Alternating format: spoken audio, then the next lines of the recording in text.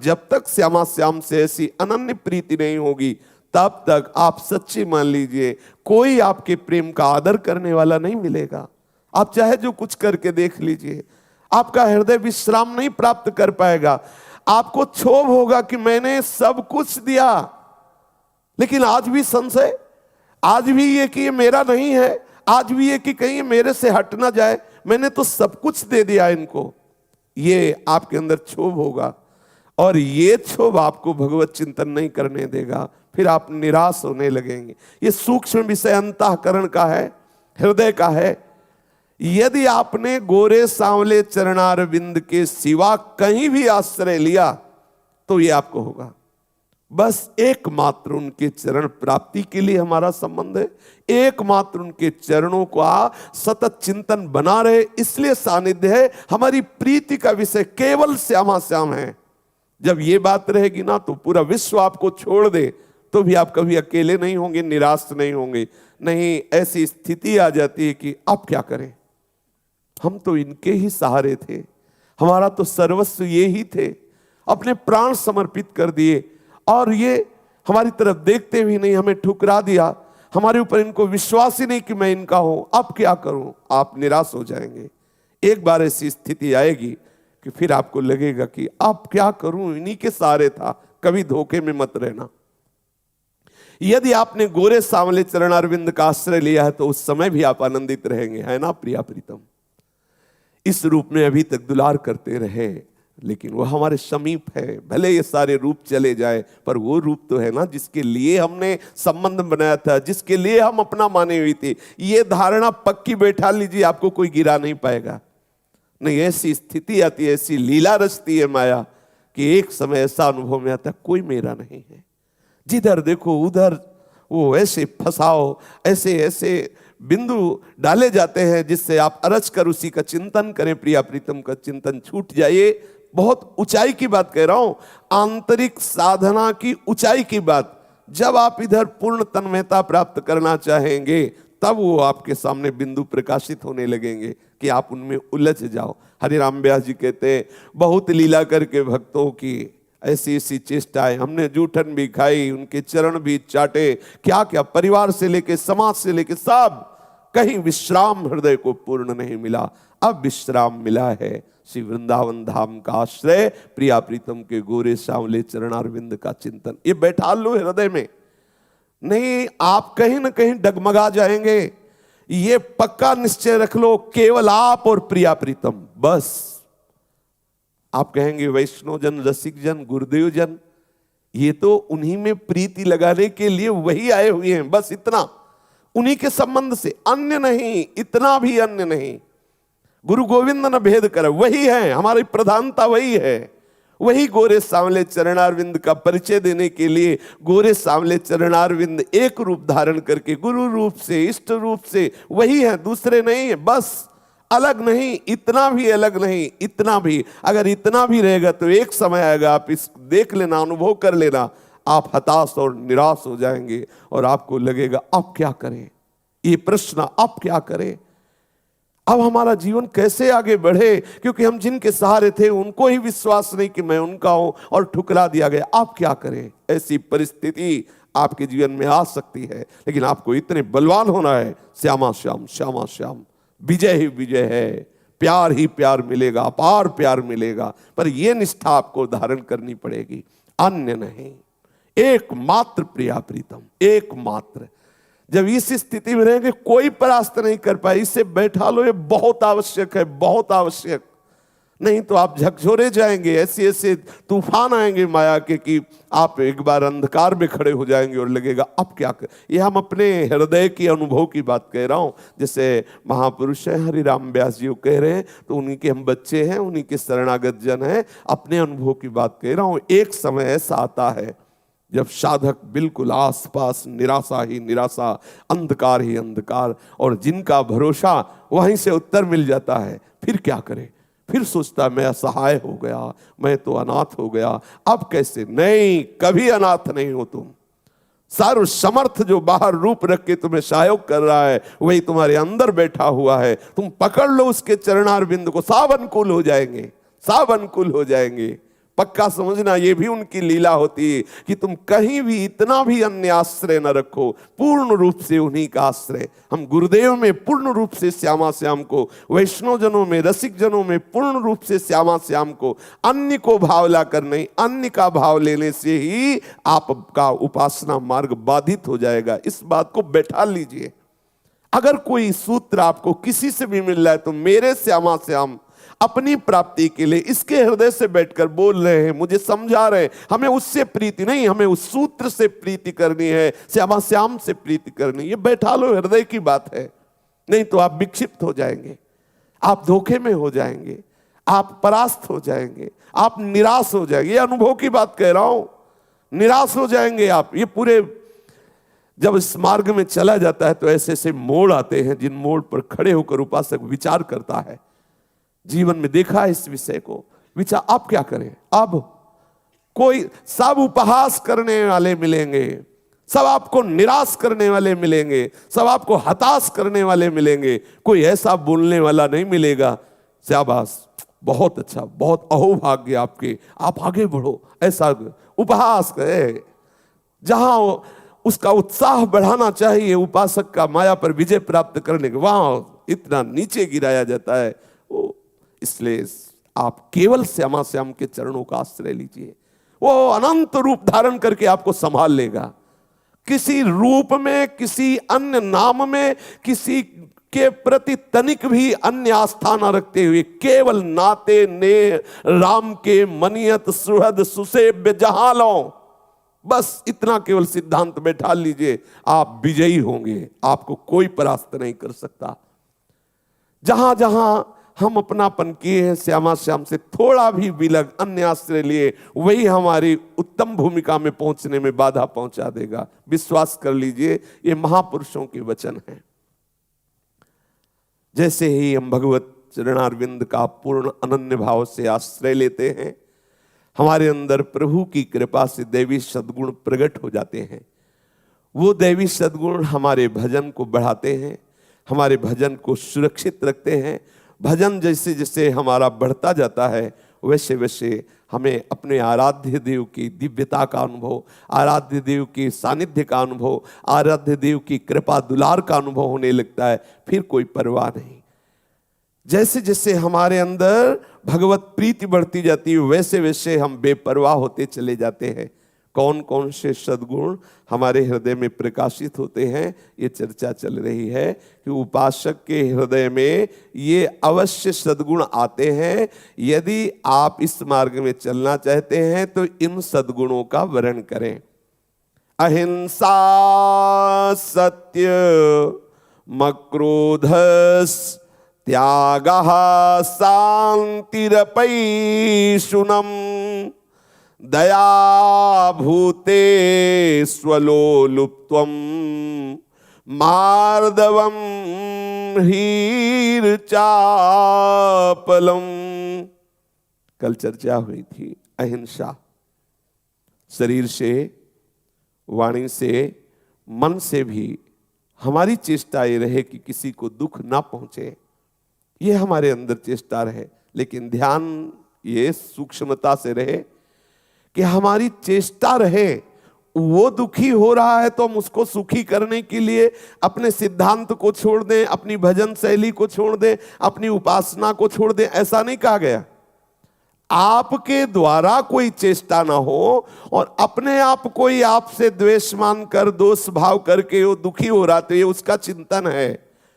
हम उसके दुख की निवृत्ति के लिए अपने सिद्धांत को नहीं छोड़ सकते, अपनी उपासना को नहीं छोड़ सकते, अपने भगवत मार्ग को नहीं छोड़ सकते कि सामने वाला दुखी ना हो, हम चल के उससे प्रपंच बात कर ले, हम उसकी राजी हो बात, उसको राजी करने के लिए हम ऐसी बात कर ले, ऐसी चेष्टा कदापि आवश्यकता नहीं।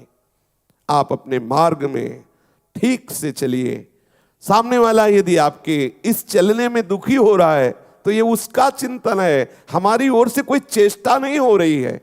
ये अहिंसा का स्वरूप। हम शरीर से, मन से, वाणी से भी कोई ऐसी चेष्टा जिससे दूसरों को दुख पहुंचे, वो हमारे अंदर भावना होती है, समझना। जैसे हम किसी से नहीं बोल रहे, किसी की तरफ नहीं देख रहे, तुम प्रणाम करो, नमस्कार करो, तुम्हारी श्रद्धा का विषय है और अपने भजन में डूबे। अब वो दुखी हो रहा है तो हमारी चेष्टा तो नहीं हुई अंदर से कि उसको दुख हो, वो स्वयं कल्पना करके भावना करके दुखी हो रहा है, उसका विषय है। अब हम उसकी दुख निवृत्ति के लिए उससे बात करें, उसकी तरफ देखें, उससे व्यवहार करें, इसकी आवश्यकता नहीं है। हमारे द्वारा भावना ना बनने पावे कि हमारी वाणी से ऐसा हम बोले कि इसे दुख पहुंचे, या हमारे शरीर से कोई ऐसी चेष्टा हो कि इसे दुख पहुंचे, या हमारे मन में कोई संकल्प बने ऐसा किसको दुख पहुंचे, ये नहीं होना चाहिए। सामने वाला कल्पना करके भावना करके यदि दुखी हो रहा है, उसका ज्ञान है, ये उसकी चिंतन की वृत्ति है, हम उसके चिंतन की वृत्ति को दूर करने के लिए अपने सतमार्ग के सिद्धांतों का त्याग नहीं कर सकते। ऐसी भावना से चले। सत्यम, अपने स्वार्थ बुद्धि से जो बात को बना के बोला जाता है, यह उपासक के लिए ठीक नहीं है। सत्य बोले, जो हमारे हृदय में वही हमारी वाणी में है, हमारे आचरण में वही है। सत्य का स्वरूप है मन वचन कर्म में, तीनों में सत्य होना चाहिए।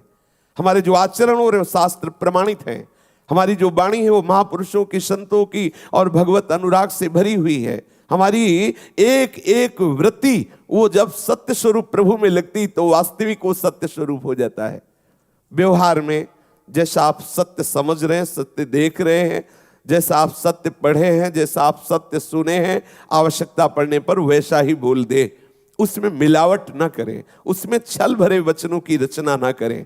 सत्य, वास्तविक सत्य तो प्रभु ही है और प्रभु के नाम गुण रूप लीला धाम यही परम सत्य है। इन्हीं की चर्चा करना, इन्हीं का चिंतन करना सत्य है। वस्तुतः संपूर्ण जगत के जितने व्यवहार हैं, जितनी ये लीलाएं हैं, ये सब त्रिगुण माया द्वारा भ्रमात्मक हैं, यह सत्य है। उमा कहो मैं अनुभव अपना, सत हरि भजन जगत सब सपना। सत्य का परिचय है प्रभु के नाम रूप लीला धाम का ही चिंतन, मनन, कथन, कीर्तन, ऐसा यही परम सत्य है। पर व्यवहार में सत्य जो आपके हृदय में जैसा आ रहा है, जैसा आपने शास्त्रों में पढ़ा है, जैसा आपने देखा है, जैसा आपने सुना है, उसमें मिलावट ना करके, छल कपट ना करके, हितकर मृदु दूसरे का मंगल करने वाले ऐसे वचन, ऐसा व्यवहार, ऐसा चिंतन, उसे सत्य कहते हैं। त्यागः, संसार से विमुख हो जाना ही त्यागः है। संसार का शब्द आते ही हमारी दृष्टि बाहर हो जाती है। ये सब छूट जाए तो त्यागी हम कहलाएंगे। ये सब छूट जाए बाहर की बात नहीं है। कहीं भी रहोगे तो संसार में ही, भूमि में ही रहोगे, कहीं भी रहो है तो संसार ही। त्याग किसे कहते हैं? बोले जो संसार से विमुख हो गया है, जो संसार का त्यागी है वही त्यागी है। क्या संसार है? ये स्थूल शरीर, ये सूक्ष्म शरीर, कारण शरीर, यही संसार है। इसका त्याग करो। कहीं भी आप ये शरीर हो, आपको कोई फर्क नहीं पड़ता यदि आप प्रभु के चिंतन में हैं। अगर इसका राग है तो आप कहीं भी हो, आप रागी है, त्यागी नहीं है। संसार से विमुख हो जाना ही असली त्याग है। साधक के जीवन में बाहर और भीतर दोनों जगह का त्याग अनिवार्य है। जैसे बाहर से पाप, अन्याय, अत्याचार, दुराचार आदि का त्याग, बाहरी वो सुख आराम जो हमें भगवत प्राप्ति से विमुख करता है। ऐसे जो सुख वृत्तियां हम स्वीकार किए हैं, जिनको हम मनोरंजन कहते हैं, जो हमें भगवत विस्मरण कराते हैं, साधक को ये त्याग आवश्यक है। आपको समाचार सुनने की क्या आवश्यकता है? समाचार पत्र पढ़ने की क्या आवश्यकता है? आप भगवत मार्ग के पथिक हैं, आपको सच्चिदानंद प्रभु से मिलना ही परम लाभ है, तो आप प्रभु के संबंध की बातें पढ़ें, आप भक्तों के जीवन चरित्र पढ़ें। क्या करोगे समाचार सुन करके? अगर आप उधर वृत्ति रखोगे तो वही चिंतन होगा, उसी का महत्व बढ़ेगा। इसलिए अपने को चाहे हम जिस मार्ग के पथिक हैं उस सिद्धांत को समझे।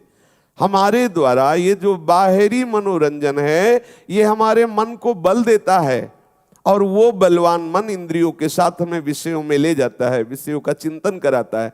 हमें ये बाहरी विषयों में विचरण करने वाला इंद्रियों के साथ जो मन है, इसे निर्बल करना है। मन मार्या, जब तक ये मरेगा नहीं तब तक ये सूक्ष्म होकर लीला में प्रवेश नहीं पाएगा। तो इसके लिए हमें आवश्यक है ये जो समाचार पत्र पढ़ना, समाचार आदि देखना या अन्य बाहरी हो जिससे हमारा मनोरंजन होता है। यदि आपकी ऐसी स्थिति है कि सामने दृश्य उपस्थित है, आप भगवदाकार है, तो उस दृश्य का कोई मनोरंजन ही नहीं आपके हृदय में। और यदि आपको उधर सुख मिल रहा है तो आप हट जाइए, ईमानदारी से हट जाइए, नहीं तो आप वास्तविक सच्चिदानंद सुख से वंचित हो जाएंगे। बाहरी बातें पढ़ना, बाहरी कथाएं पढ़ना, लौकिक कथाएं, सांसारिक उन्नति अवनति की बातें पढ़ना, ये सब अपने लिए ठीक नहीं है, अपने भगवत मार्ग के पथिक। इसलिए बाहरी ये त्याग अत्यंत आवश्यक है। जो लोग ये विचार करते हैं कि बस हम 30 मिनट केवल वो समाचार दूरदर्शन से सुन लेते हैं, काफी है 24 घंटे के चिंतन को बर्बाद करने के लिए, क्योंकि वो सूत्र आते रहते, वहां ऐसा हुआ, वहां ऐसा हुआ। अब आप चाहे जितनी बातें बनाओ, अंदर उसका चिंतन होगा, ऐसा भी होता है, ऐसा भी हो रहा है, ऐसा भी, वो प्रपंच में ले जाएगा। और ये संपूर्ण प्रपंच मायाकृत भगवत विस्मरण कराने वाला है। आपको संपूर्ण प्रपंच का स्मरण छोड़ना है, तो आप तो स्मरण बढ़ा रहे हैं। इसलिए त्याग वृत्ति बाहर से अपनाएं। हमें वो दृश्य नहीं देखने जो भगवत विमुख करने वाले, वो हमें पढ़ना नहीं, चाहे पेपर हो, जो भी ग्रंथ हो, ऐसे हमें उनको पढ़ना नहीं है। कोई ऐसे आचरण नहीं करने हैं जिससे हमारा अंतःकरण मलिन हो जाए। जहां आप कोई धर्म विरुद्ध आचरण करेंगे तो सबसे पहले वो शास्त्र, सिद्धांत, गुरु, वचन, इन पे श्रद्धा करवा देगा। आपके हृदय में अध्यात्म बल की हानि हो जाएगी, आप उत्साहहीन हो जाएंगे, निराश होने लगेंगे, और इससे बड़ी कोई हानि नहीं। शास्त्र और सदगुरु के वचनों में अश्रद्धा होना, भगवत मार्ग में निराशा आ जाना, ये बहुत बड़ी हानि हो गई। महापुरुषों ने इसीलिए कहा है कि विषय सेवन और विषयी पुरुषों का संग तत्काल त्याग दीजिए, क्योंकि विष सेवन से तो एक ही शरीर नष्ट होगा, लेकिन विषय सेवन, विषयी पुरुषों के संग से ऐसे संस्कार बनेंगे कि जन्म जन्मांतर में वो आपको परास्त करते रहेंगे। वो आपके मन रूपी चिप में भर जाएंगे, और वो किस किस जन्म में कौन कौन से आचरण कराएंगे। इसलिए कहा कि विष अच्छा है विषय सेवन से, विषय सेवन से, विषयी पुरुषों के संग से अच्छा है, क्योंकि वो एक ही शरीर नष्ट करता है। लेकिन ये तो बहुत ही शरीरों में जा जा करके ऐसे ऐसे आचरण कराते को चक्र चलता रहता है जन्म मरण का। इसलिए सावधान, हम बाहरी संग त्यागें, बाहरी पढ़ना से त्यागें, बाहरी उपचेष्टाएं त्यागें, जिससे हमारे प्रिया प्रीतम के भजन में बाधा पड़ती है। भीतर से नाशवान वस्तुओं की जो कामना जागृत हो रही है, उसको हमें मिटाना है। नाशवान भोगों की, यहां जो भी है सब परिवर्तनशील है, सब नाशवान है, तो इसकी जो कामना अंदर हो रही है वो मिटाना है। उसके मिटाने में सहयोगी है शास्त्र और संत जन।